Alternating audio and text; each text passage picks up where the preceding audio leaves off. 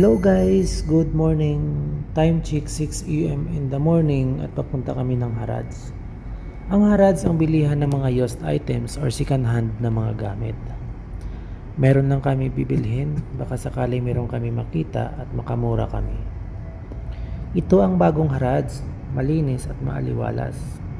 Hindi katulad noong nakaraang mga taon na hindi organized at medyo delikado pa. Ngayon napaka-safe at napakalawak ng parking, parang mall sa atin. Summertime na dito sa Saudi. Alas 6 pa lang ng umaga pero ang sakit na sa balat ng sikat ng araw.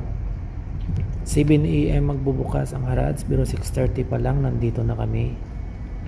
Nagpark muna kami at bumili muna kami ng tubig na malamig kasi napakainit sigurado.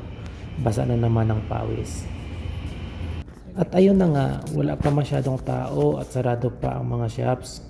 Pag summer kasi mas maganda pumunta dito pag hapon or sa gabi. Silaw.